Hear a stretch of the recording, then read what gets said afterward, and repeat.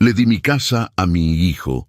3 días después, me exigió pagar para vivir.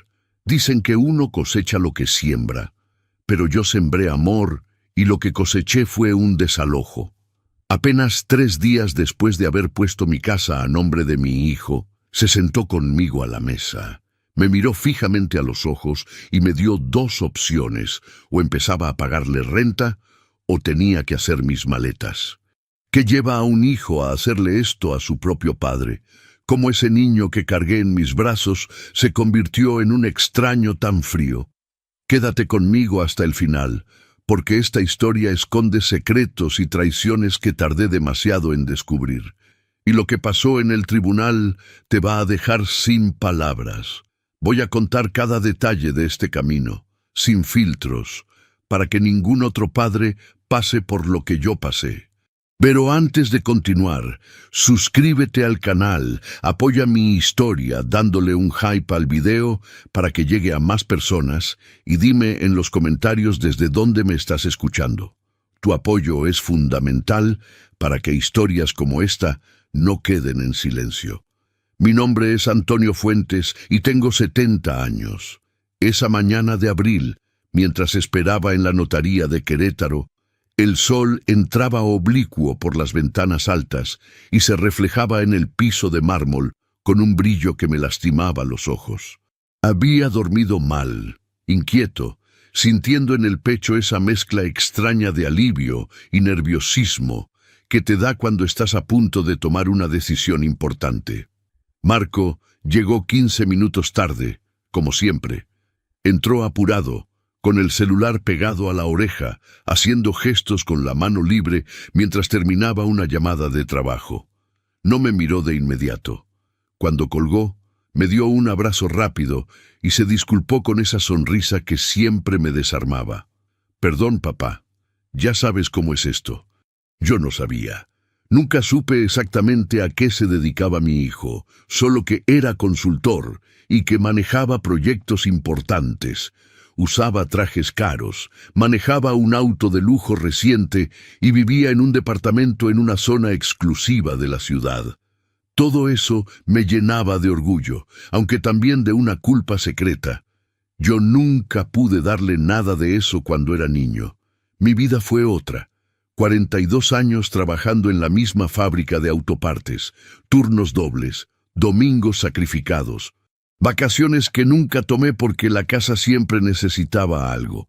El techo, la tubería, el portón, la educación de Marco, sus libros, su universidad, su coche cuando cumplió 21. Todo lo que tuve lo puse en esa casa de 3 recámaras en una colonia tranquila de Querétaro. No era lujosa, pero era mía. Cada ladrillo llevaba mi sudor.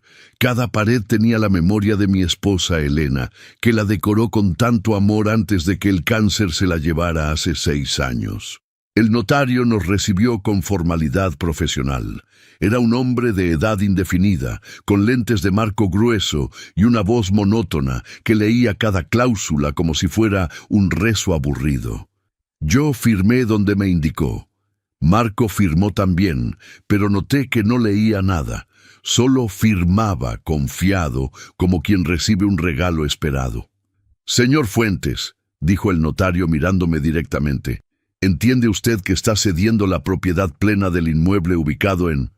«Sí», lo interrumpí. «Lo entiendo». No quería parecer indeciso frente a mi hijo. El notario continuó. «Muy bien, aquí consta también la cláusula de usufructo vitalicio a su favor, que le garantiza el derecho de habitar y usar el inmueble hasta su fallecimiento, así como la prohibición expresa de...» Ahí fue cuando dejé de entender lo que decía. Escuché las palabras, pero no comprendí su peso. Las palabras técnicas me sonaban lejanas, innecesarias.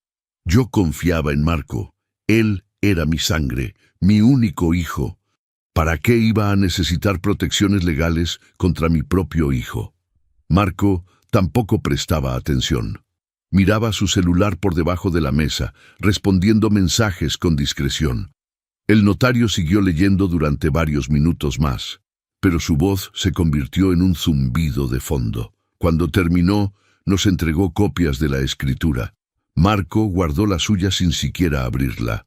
Yo doblé la mía cuidadosamente y la metí en el sobre manila que traía preparado. Salimos a la calle y el aire fresco de la tarde me hizo sentir ligero, casi eufórico. Había hecho lo correcto, había protegido a mi hijo de los trámites de sucesión, de juicios largos y de problemas legales innecesarios. Le había facilitado el camino, como siempre intenté hacerlo. «Gracias, papá», dijo Marco dándome una palmada en el hombro. «Esto significa mucho para mí. Es tu herencia, hijo. Solo la estoy adelantando. Ya verás que vamos a estar bien. Tú tranquilo en tu casa, yo manejando los papeles, todo más sencillo». Yo asentí conmovido. Nos despedimos en la banqueta. Él tenía que volver a su oficina. Yo regresé caminando a casa, sintiéndome en paz por primera vez en meses. Esa noche cené solo, como todas las noches desde que Elena se fue. Preparé quesadillas y café de olla. Me senté en el mismo lugar de siempre y miré las fotos en la pared. Mi boda, el bautizo de Marco, las navidades que ya no volverían. Me sentía tranquilo, aliviado, ingenuo. En ese momento no podía saber que acababa de firmar el documento que cambiaría todo, que en 72 horas exactas mi hijo se sentaría frente a mí en esta misma mesa y me diría las palabras que romperían todo lo que yo creía sobre él, sobre mí, sobre lo que significa ser padre. Creí que estaba asegurando su futuro y el mío. Los cambios nunca llegan gritando, llegan de puntillas, disfrazados de detalles sin importancia. Al día siguiente de firmar en la notaría, Marco llegó a casa temprano por la tarde. Eso ya era raro. Mi hijo casi nunca me visitaba entre semana, siempre ocupado con sus juntas, sus proyectos, su vida que yo nunca terminaba de entender del todo. Traía una carpeta bajo el brazo y esa sonrisa que ya no me parecía tan cálida como antes. Quizá yo estaba siendo injusto. Quizá era solo mi imaginación. «Papá, necesito revisar unas cosas de la casa», dijo mientras entraba sin tocar el timbre. Usó su propia copia de la llave, la que yo le había dado años atrás para emergencias. Lo seguí hasta la sala. Él abrió la carpeta sobre la mesita de centro, la misma donde Elena solía poner sus revistas de cocina. Sacó varios documentos: el contrato del agua, de la luz, el comprobante del predial. «Voy a poner todo a mi nombre», explicó sin levantar la vista. «Es más práctico así. Como ahora la propiedad es mía, tiene sentido que los servicios también estén a mi nombre». La forma en que dijo «la propiedad es mía» me provocó un escalofrío pequeño, casi imperceptible, como cuando camina una araña por tu brazo y la sientes antes de verla. «Claro, hijo, lo que necesites». Pasó la siguiente hora haciendo llamadas, anotando números de cuenta, fotografiando documentos con su celular. Yo me quedé sentado en el sillón, sintiéndome extrañamente fuera de lugar en mi propia sala. Cuando terminó, se puso de pie y miró alrededor con una expresión que no le conocía. Era una mirada evaluadora, calculadora, como si estuviera midiendo el espacio, haciendo inventario de cada mueble. «Papá, creo que deberíamos hacer algunos cambios aquí». «¿Cambios?»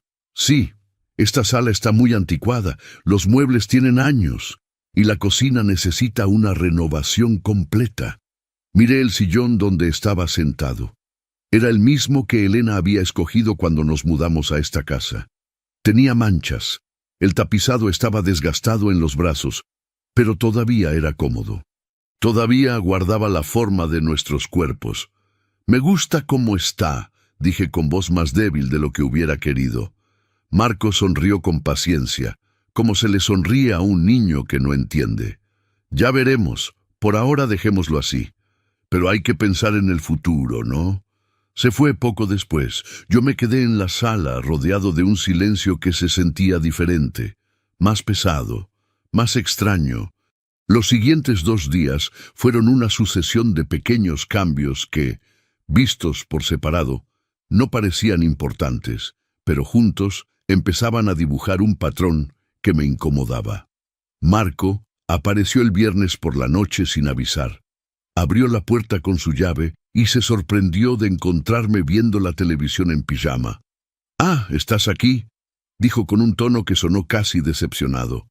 «Vivo aquí», respondí intentando sonar casual. «Sí, claro, es que, bueno, ahora es mi casa también». «Técnicamente más mía que tuya, ¿no?», se rió después de decirlo, como si fuera una broma. Pero sus ojos no sonreían. Fue a la cocina y sacó una cerveza del refrigerador sin preguntar. Antes siempre preguntaba. Antes trataba la casa con el respeto de un invitado. Ahora se movía con la desenvoltura del dueño. «¿Vas a salir mañana?», me preguntó mientras abría la botella. «No tengo planes. ¿Por qué?». «Por nada. Solo pregunto. Es que voy a traer a unos amigos a ver el fútbol. Pensé que quizá querrías salir, darte una vuelta, ya sabes, para que estemos más cómodos». La palabra «cómodos» resonó en mi cabeza durante horas después de que se fue. El sábado me quedé en mi recámara durante el partido. Escuchaba las voces de Marco y sus amigos en la sala, sus risas, el sonido de botellas chocando. A las 10 de la noche seguían ahí. A las 11 empezaron a fumar y el olor del tabaco se colaba por debajo de mi puerta. Yo nunca permití que se fumara en mi casa. Elena odiaba el olor. Pero esa noche no salí a decir nada. Me quedé acostado en la oscuridad, preguntándome en qué momento había perdido el derecho de poner reglas en mi propia casa.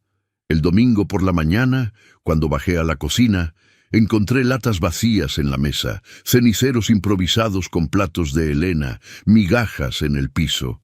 Marco ya no estaba. Se había ido sin limpiar nada. Pasé 2 horas recogiendo, lavando, ventilando, tratando de devolverle a la casa el olor que tenía antes. Esa tarde del domingo, mientras guardaba los platos limpios, sonó mi celular. Era Marco.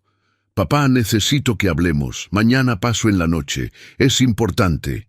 «¿De qué se trata?». «Mañana lo vemos con calma. Quédate tranquilo». Pero el tono de su voz no me tranquilizaba. Era el tono que usaba cuando tenía que dar malas noticias. El mismo tono que usó cuando me llamó del hospital para decirme que Elena no iba a mejorar. Esa noche casi no dormí. Me quedé mirando el techo, sintiendo cómo el aire de la recámara se volvía más denso con cada hora que pasaba. 3 días después de firmar la escritura, mi hijo me pidió que habláramos. Hay silencios que pesan más que cualquier grito.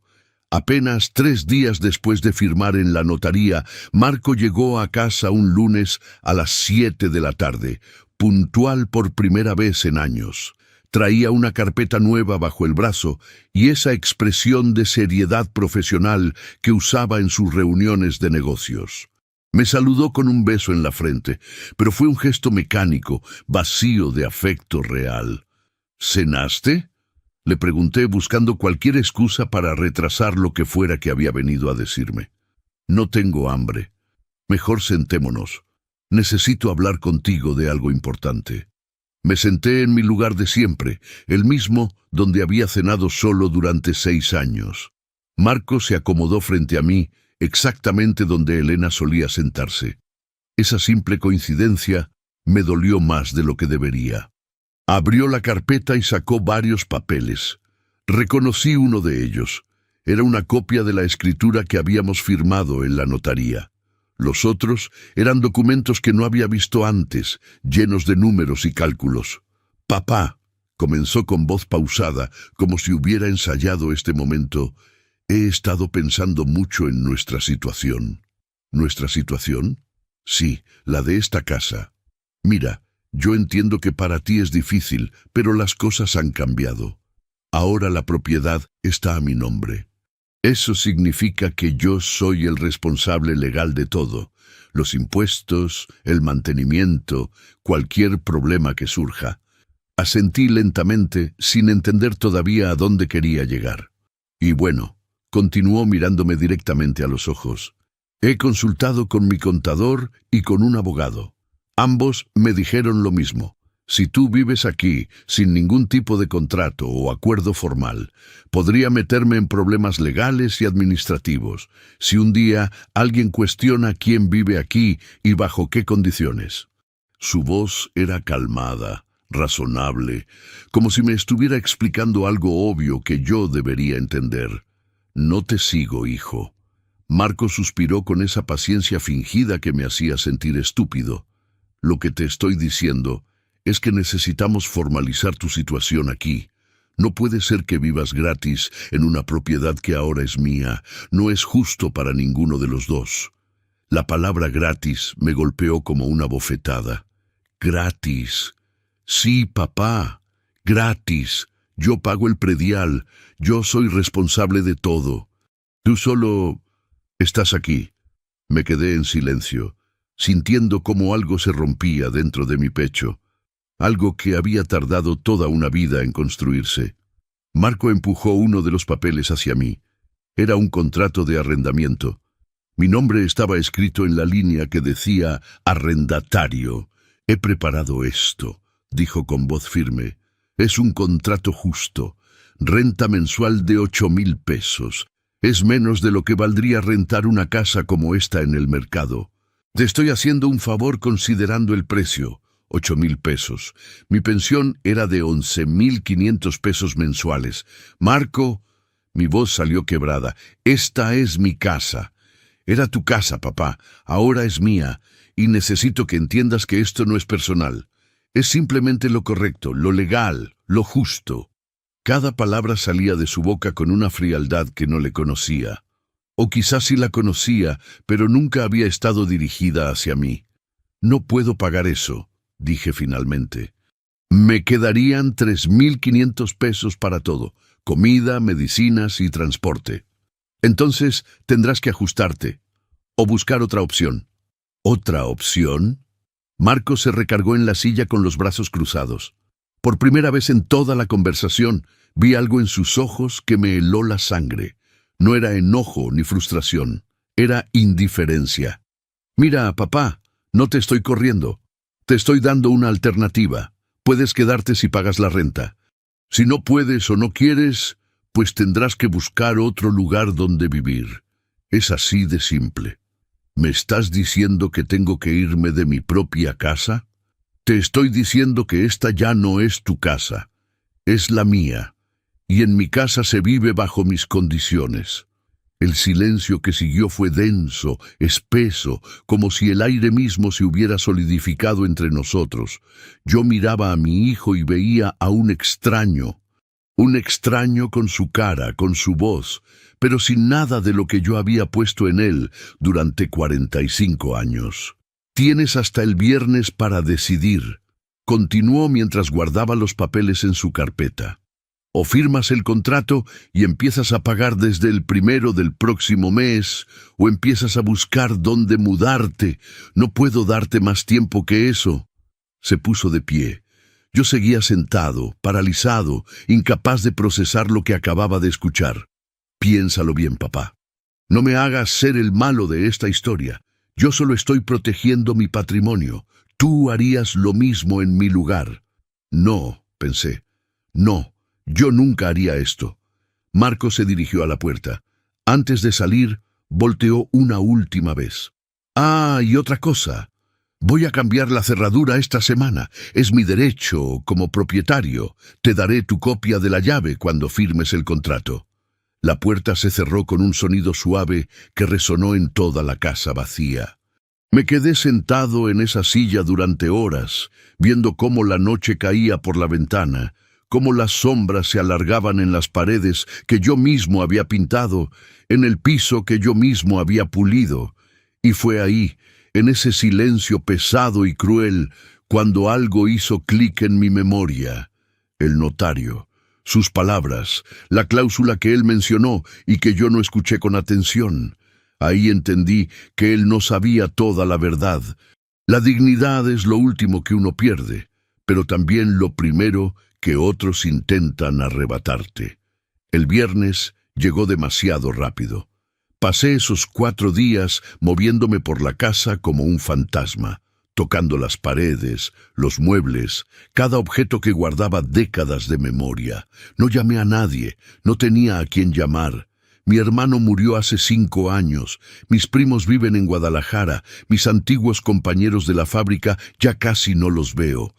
La soledad tiene eso, te hace pequeño, manejable, fácil de doblar. Marco llegó el viernes a las 6 de la tarde. Traía el contrato impreso y una pluma cara que brillaba bajo la luz de la cocina. No me preguntó cómo estaba. No me preguntó si había comido. Solo extendió los papeles sobre la mesa. ¿Ya lo pensaste? Asentí en silencio. Y voy a firmar. Vi algo parecido al alivio cruzar por su rostro, seguido inmediatamente de satisfacción. No dijo gracias ni lo siento. Solo señaló las líneas donde debía poner mi firma. Firmé sin pensar, con miedo, con la cabeza baja. No firmé porque quisiera, firmé porque me sentía acorralado. Cada trazo de la pluma me dolió, como si estuviera firmando mi propia sentencia. Perfecto, dijo guardando su copia. El primer pago vence el 5 del mes que entra, pero necesito un adelanto hoy. 1 mes por adelantado para formalizar esto. 8,000 pesos. Me quedé mirándolo sin entender. Es normal en estos casos, papá. Primer mes y depósito, pero como eres mi padre, solo te pido el primer mes. Me entregó una hoja con los datos de la cuenta escritos a mano. Números que yo tendría que transferir en ese momento para poder seguir viviendo bajo este techo. Puedes hacerlo desde tu celular o pasamos al cajero. Saqué mi teléfono con manos temblorosas. Abrí la aplicación del banco. Transferí los 8,000 pesos mientras él observaba por encima de mi hombro, verificando que lo hiciera correctamente. Cuando la transferencia se completó, guardó su celular con una sonrisa breve. «Ah, y aquí está tu llave nueva». La llave cayó sobre la mesa con un sonido metálico y frío. «Una cosa más, papá. Como ahora esto es una relación de arrendador-arrendatario, hay ciertas reglas que debemos respetar. Nada personal, solo formalidad». Sacó otra hoja. Una lista de normas de convivencia. No invitar personas sin previo aviso al propietario. No hacer modificaciones en la propiedad. Mantener el inmueble en perfecto estado. No fumar ni permitir que otros fumen. Respetar el horario de silencio después de las 10 de la noche. Cada regla era una humillación disfrazada de legalidad. ¿Alguna pregunta? No. Bien, entonces todo está claro. Nos vemos pronto. Se fue dejando un silencio que olía a derrota. Los siguientes días fueron los más extraños de mi vida. Seguía viviendo en mi casa, pero ya no era mi casa. Cada movimiento que hacía me recordaba mi nueva condición. Ya no era Antonio Fuentes, el padre. Era Antonio Fuentes, el inquilino. Marco empezó a aparecer sin avisar, usando su llave, entrando como quien inspecciona una propiedad. Revisaba si había manchas en las paredes, si los muebles estaban en su lugar, si yo estaba cumpliendo con las normas. Un martes apareció mientras yo cocinaba. Se quedó parado en la entrada de la cocina, observándome con expresión crítica. «Papá, estás usando demasiado gas. Tendrás que pagar la mitad del recibo». «Pero el contrato no dice eso. El contrato dice que debes mantener el inmueble. El gas es parte del mantenimiento». No discutí. Ya no tenía fuerzas para discutir. Otra tarde llegó con una pareja joven. Los presentó como posibles inquilinos. ¿Inquilinos?, pregunté confundido. Sí, estoy pensando en rentar la recámara de atrás, la que no usas. Es un desperdicio tenerla vacía. La recámara de atrás era donde Elena guardaba sus cosas. Sus vestidos seguían colgados en el closet. Su perfume todavía estaba en el tocador. «Marco, esa recámara es mía, papá. Puedo hacer con ella lo que quiera. Pero no te preocupes, todavía lo estoy pensando». La pareja joven caminó por toda la casa mientras Marco explicaba las mejoras que pensaba hacer. Yo me quedé sentado en la sala, invisible, irrelevante. Al final no rentó la recámara, pero el mensaje había quedado claro. Él podía hacerlo cuando quisiera. Yo no tenía voz ni voto. Pasaban los días y yo me volvía más pequeño. Hablaba menos, me movía con cuidado, como si tuviera miedo de romper algo que ya no me pertenecía. Comía poco para ahorrar. Apagaba las luces inmediatamente. Cerraba el agua mientras me enjabonaba en la ducha. Me estaba volviendo invisible en mi propia vida, pero algo curioso sucedió en medio de toda esa humillación. Empecé a observar. Cuando uno se queda callado, uno ve cosas que antes no veía. Y yo veía a Marco moviéndose con demasiada confianza. Lo veía guardar documentos sin leerlos. Lo veía firmar papeles sin verificar. Lo veía actuar como si ya hubiera ganado, como si no quedara nada por revisar, nada por cuestionar. Una noche, después de que él se fuera tras una de sus inspecciones, me quedé solo en la cocina con una taza de café frío entre las manos y pensé, está tan seguro de sí mismo que se ha vuelto descuidado. Pensó que había ganado y se descuidó. Las respuestas que buscamos a veces han estado frente a nosotros todo el tiempo. Fue un domingo por la mañana cuando decidí revisar la escritura. No sé qué me impulsó a hacerlo. Quizá fue el insomnio que me mantenía despierto cada noche. Quizá fue la rabia silenciosa que crecía en mi pecho como una planta venenosa. O quizá fue simplemente el instinto de supervivencia que despierta cuando ya no te queda nada más que perder. El sobre Manila seguía donde lo había dejado, en el cajón de mi buró, bajo las fotografías viejas de Elena y algunos rosarios que ella coleccionaba. Lo saqué con manos temblorosas. El papel se sentía pesado, oficial, intimidante.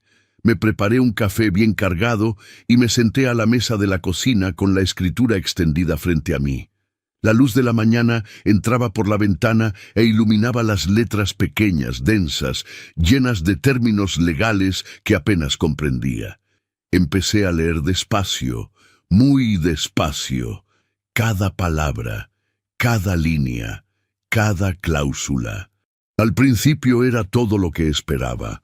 La cesión de la propiedad, la transferencia del dominio pleno, mi nombre saliendo y el nombre de Marco entrando como único propietario.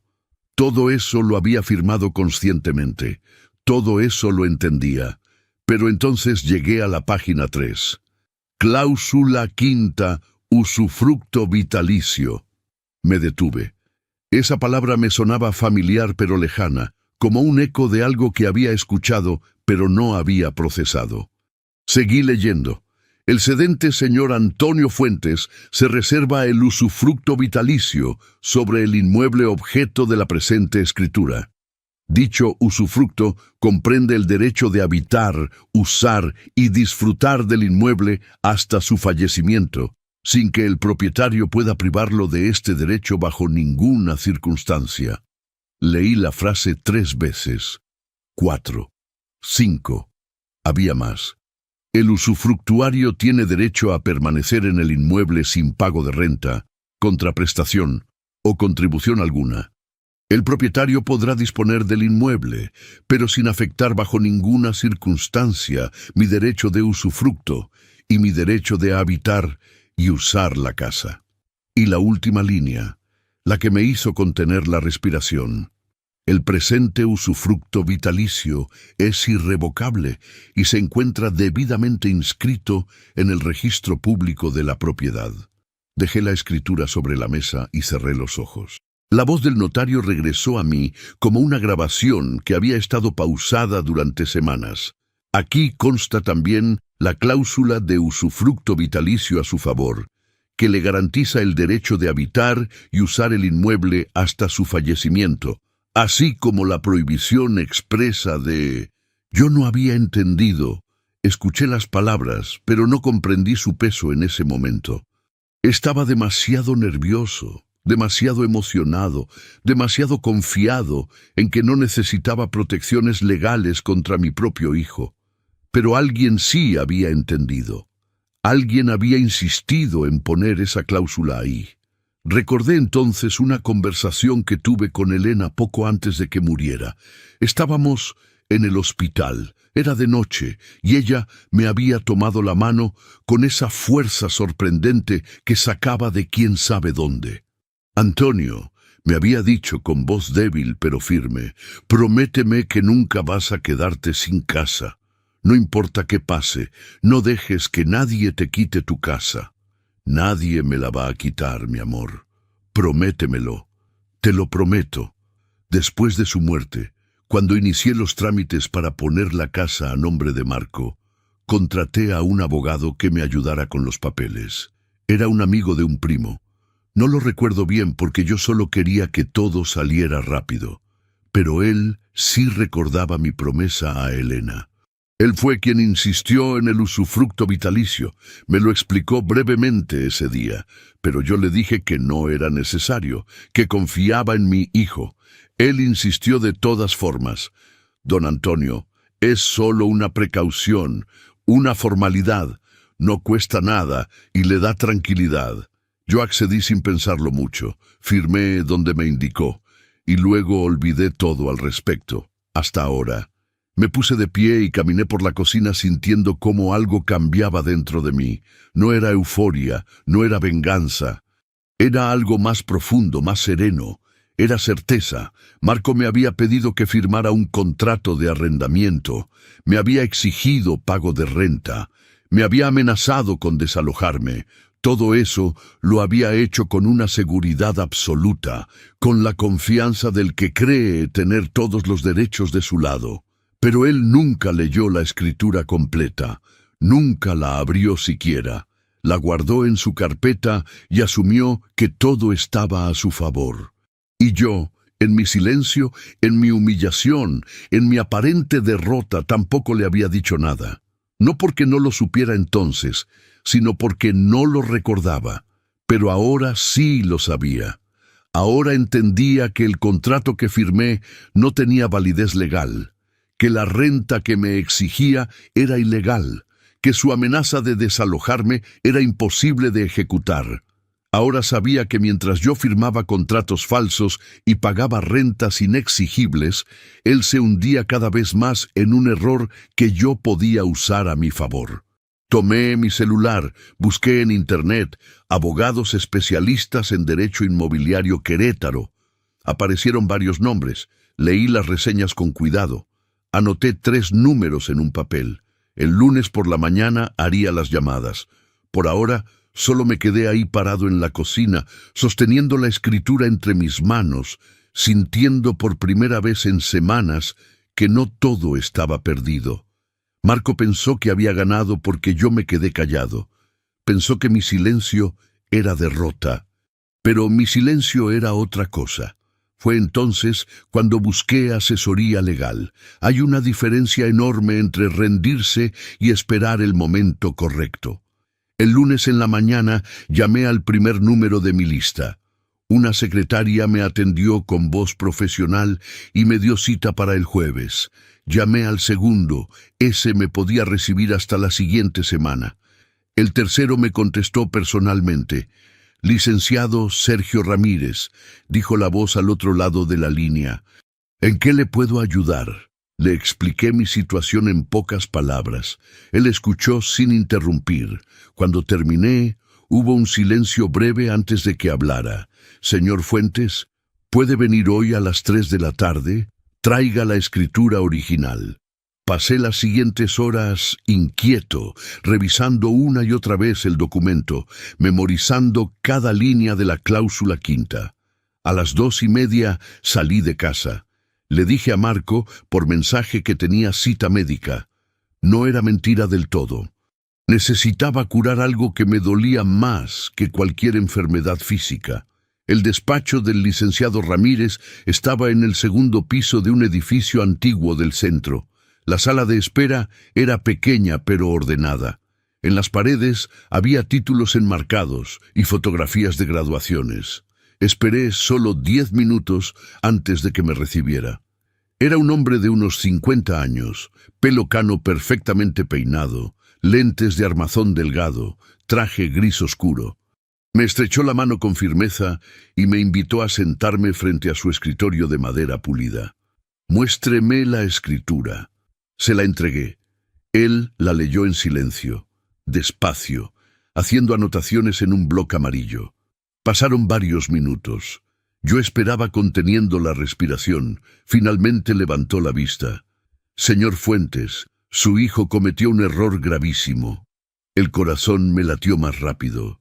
«El usufructo vitalicio que usted tiene sobre este inmueble es absolutamente válido y está debidamente inscrito en el registro público de la propiedad.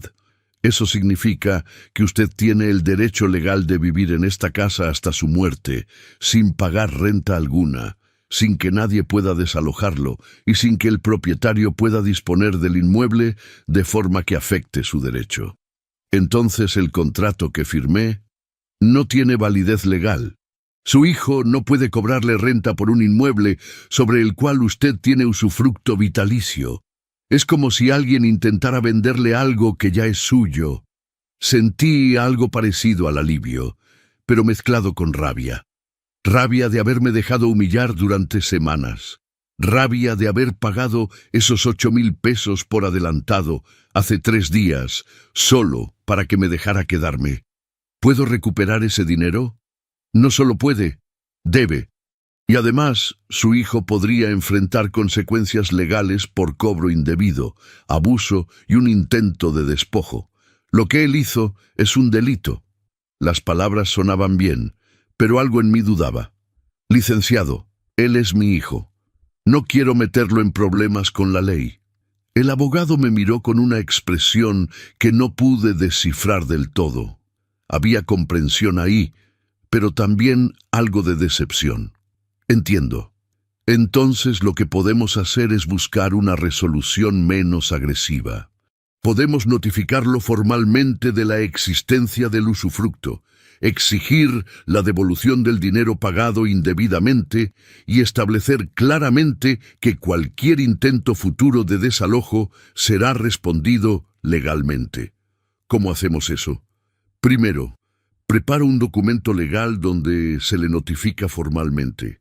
Si él lo ignora o insiste en sus pretensiones, entonces solicitamos una audiencia ante un juez. El juez confirmará su derecho de usufructo y le ordenará a su hijo cesar en sus intentos de cobro y desalojo. ¿Cuánto tiempo toma eso? Depende. Puede ser rápido si su hijo no presenta oposición. Puede tomar más tiempo si decide pelear. Pero le aseguro algo, con esta escritura en mano, usted no puede perder. Firmé un contrato de servicios legales. Pagué un anticipo de 5,000 pesos de los ahorros que guardaba bajo el colchón desde hace años. Era dinero que dolía gastar, pero era inversión en mi dignidad. «Una cosa más, señor Fuentes», dijo el licenciado mientras me acompañaba a la salida. «No le diga nada a su hijo todavía. Déjelo creer que sigue teniendo el control. Mientras más seguro se sienta, menos preparado estará cuando llegue la notificación». Salí del despacho con la escritura bajo el brazo y un plan en la cabeza. Los siguientes días fueron una actuación. Marco siguió llegando sin avisar, siguió inspeccionando, siguió tratándome como un inquilino incómodo. Y yo seguí callado, sumiso, aparentemente derrotado. Un miércoles llegó con una pareja diferente a ver la recámara de atrás. Esta vez parecía más decidido. «Ya casi cerramos el trato», me dijo con satisfacción. «Van a pagar 6,000 pesos mensuales. No está mal, ¿verdad?» «No», respondí con voz plana. «Te acostumbrarás a tener compañeros de casa. Al final, a tu edad, hasta te hará bien tener gente joven alrededor». Asentí sin decir nada más. Él sonrió. Se veía relajado, confiado, victorioso.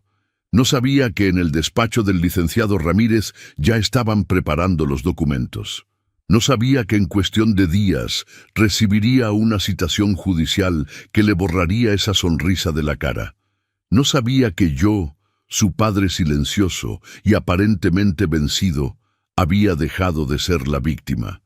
Esa noche, mientras cenaba solo en la cocina, me permití algo que no había sentido en semanas: esperanza. No era la esperanza ingenua de antes, la que me hizo firmar sin leer, confiar sin cuestionar. Era una esperanza más dura, más lúcida, construida sobre la certeza de que la ley estaba de mi lado. Marco siguió jugando al dueño absoluto durante 2 semanas más. Siguió llegando, inspeccionando, amenazando sutilmente, disfrutando de su poder. Hasta que tocaron a la puerta un martes por la mañana. Un notificador del juzgado venía con un sobre oficial, y en cuanto vi el sobre con su nombre, entendí algo. Cuando Marco lo leyera, se le iba a caer el mundo. Hay momentos en que la justicia llega cuando menos la esperas. Marco recibió la citación oficial un martes de mediados de mes, a las 11 de la mañana. Yo estaba en la sala cuando tocaron a la puerta. Fui a abrir. Era un hombre de unos 40 años, con uniforme y una carpeta bajo el brazo. ¿El señor Marco Fuentes? Es mi hijo. Firmé como familiar en el domicilio, en el acuse de recibido, como me indicó el notificador. El hombre me entregó el sobre junto con un comprobante que tuve que firmar. Cuando cerré la puerta, me quedé mirando el documento entre mis manos. Era grueso, formal, intimidante. Sentí una mezcla extraña de satisfacción y tristeza. Todavía estaba a tiempo de romperlo, de llamar al licenciado Ramírez y cancelar todo. Todavía podía seguir siendo el padre que perdona todo, que aguanta todo, que se deja pisotear con tal de no crear conflictos. Pero entonces recordé la cara de Marco cuando me dijo que pagara renta o me fuera. Recordé su frialdad, su indiferencia, la forma en que convirtió mi casa en su propiedad, mi dignidad en su diversión, mi amor en su ingreso. Dejé el sobre en la mesa de la cocina, en el lugar exacto donde él solía poner sus contratos falsos. Marco llegó esa misma tarde, como siempre, sin avisar. Entró usando su llave. Lo escuché caminar hacia la cocina. Hubo un silencio, luego el sonido de papel siendo rasgado. ¿Papá? Su voz sonaba diferente, más aguda, tensa. Salí de mi recámara y bajé las escaleras despacio. Él estaba de pie junto a la mesa, sosteniendo los papeles con ambas manos. Su cara había perdido todo rastro de confianza. ¿Qué es esto? Es una citación judicial. Ya sé que es una citación. ¿Por qué me están citando? Porque vas a tener que explicarle a un juez por qué le cobraste renta a alguien que tiene usufructo vitalicio sobre su propia casa. Vi cómo sus ojos se abrían más de lo normal, cómo su mandíbula se tensaba, cómo sus manos apretaban el papel hasta arrugarlo. ¿Usufructo? ¿De qué hablas? De la cláusula 5ª de la escritura, la que nunca leíste. Yo leí la escritura. No, Marco. La guardaste sin abrirla. Confiaste en que todo estaba a tu favor, igual que yo confié en que tú nunca me harías daño. Se dejó caer en la silla, todavía sosteniendo la citación. Leyó en silencio durante varios minutos. Lo vi pasar de la confusión al miedo, del miedo a la rabia. Esto no puede ser legal. Tú firmaste el contrato de arrendamiento voluntariamente. Firmé un documento que no tenía validez legal. Tú me engañaste. O peor, ni siquiera te tomaste la molestia de verificar si lo que me pedías era legal. Yo solo estaba protegiendo mi patrimonio. Estabas abusando de tu padre. Marco se puso de pie bruscamente. La silla cayó hacia atrás con un golpe seco. No voy a ir a ningún juzgado. Esto es absurdo. Entonces perderás por incomparecencia y el juez dictará sentencia en mi favor sin escucharte. Se fue sin decir nada más. Azotó la puerta con tanta fuerza que los cuadros de la pared temblaron. Esa fue la última vez que usó su llave para entrar sin permiso. La audiencia quedó programada para 3 semanas después, un jueves a las 10 de la mañana. El licenciado Ramírez me recogió en su coche. Durante el camino repasamos los puntos clave: el usufructo vitalicio, el contrato inválido, el pago indebido, el intento de despojo. Recuerde, señor Fuentes, deje que yo hable. Usted solo responda cuando el juez le pregunte directamente. El juzgado era un edificio gris de 3 pisos, con pasillos estrechos que olían a humedad y papeles viejos. Esperamos en una banca de madera junto a otras personas que también esperaban justicia. Algunos se veían cansados, otros resignados. Yo me sentía extrañamente tranquilo. Marco llegó 5 minutos antes de que iniciara la audiencia. Venía acompañado de un abogado joven de traje negro que cargaba un maletín de cuero. Marco me miró desde la distancia. Yo sostuve su mirada sin parpadear. Nos llamaron después de las 10, con el retraso normal del juzgado. Entramos a una sala pequeña con paredes de color crema y un escritorio grande donde se sentaba la jueza. Era una mujer de unos 60 años, pelo blanco recogido en un chongo, lentes colgando de una cadena, expresión seria pero no cruel. El secretario leyó el expediente en voz alta y anunció el caso: la nulidad del contrato y el reconocimiento de mi usufructo vitalicio. La jueza revisó los expedientes en silencio. Tardó varios minutos.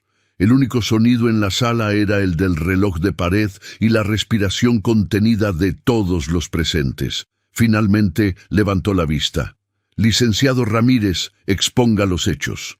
Mi abogado habló durante 15 minutos. Explicó la cesión de propiedad, el usufructo vitalicio registrado, el contrato de arrendamiento ilegal, el cobro indebido, el intento de desalojo.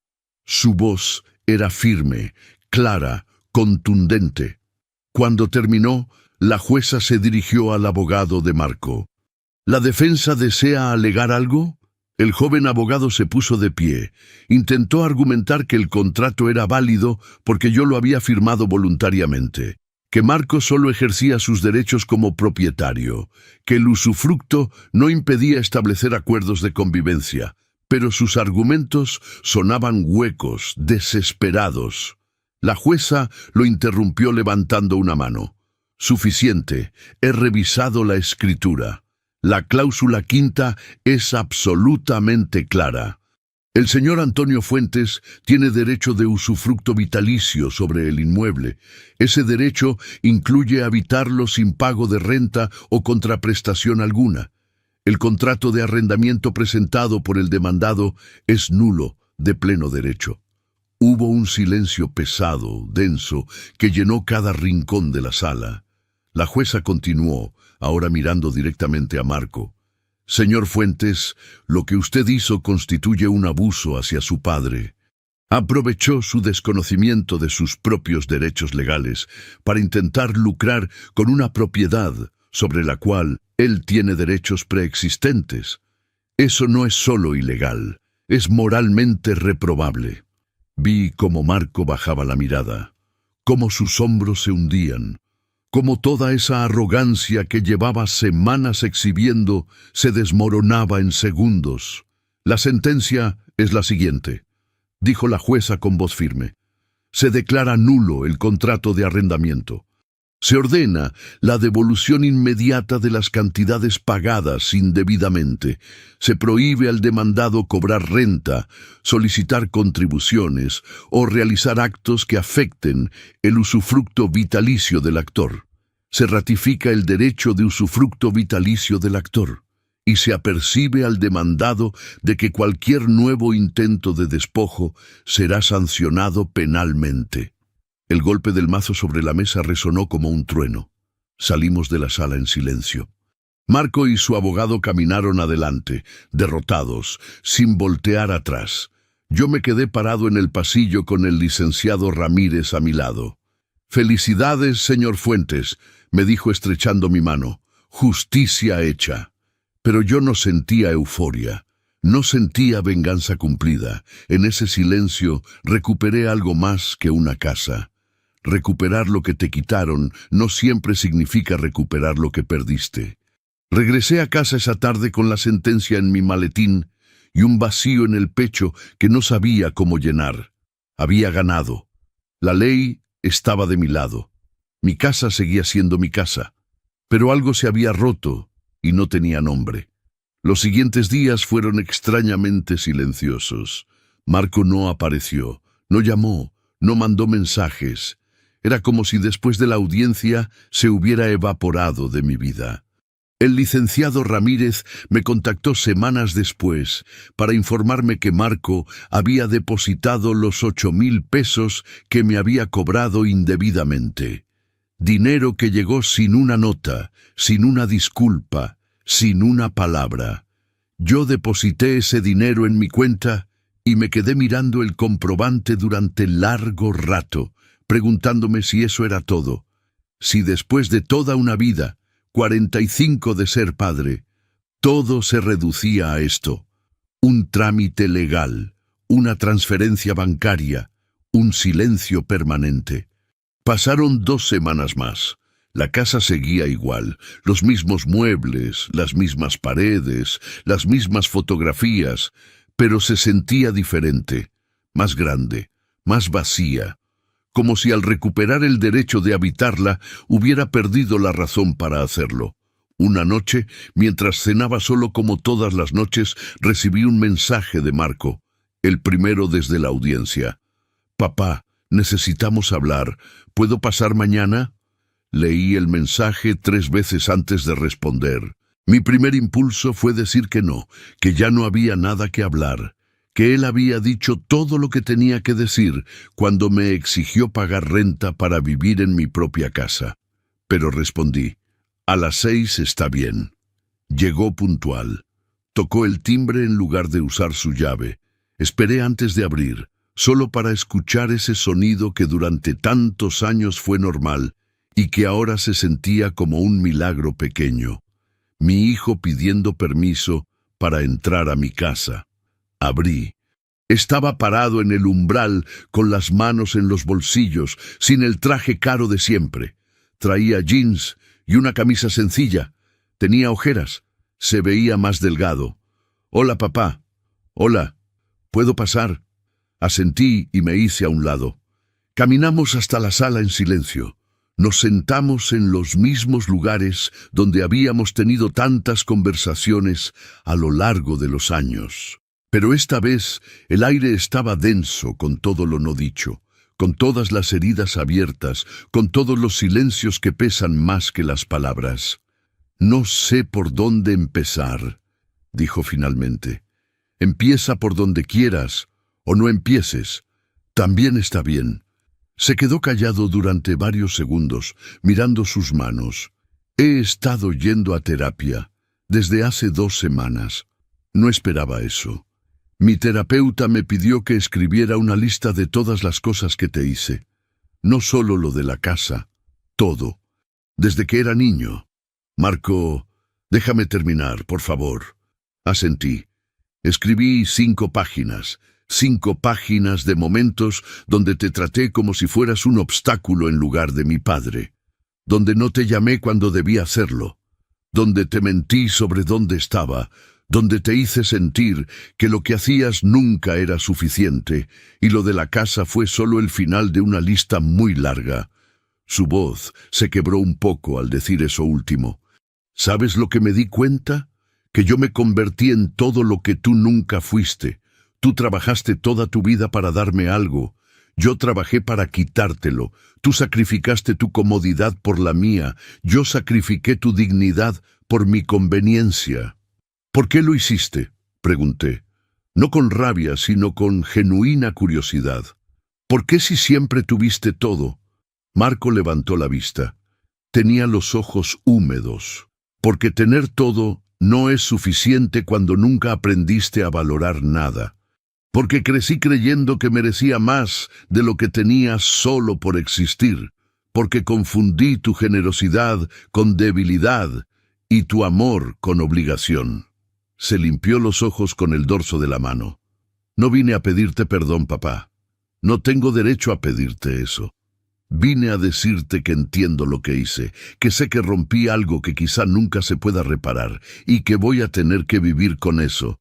Nos quedamos en silencio durante varios minutos. Afuera estaba oscureciendo. Las sombras de la tarde se alargaban en las paredes. ¿Sabes qué es lo más triste de todo esto?, dije finalmente. Que nunca fue por la casa. Yo te habría dado la casa sin condiciones si me lo hubieras pedido con amor. Te habría dado todo lo que tengo si lo hubieras necesitado de verdad. Lo que me dolió no fue perder la propiedad, fue perder el respeto de mi hijo. Marco cerró los ojos. Lo sé. ¿Lo sabes? ¿De verdad lo sabes? Porque puedes recuperar una casa con un juez. Pero hay cosas que ningún juez puede devolver.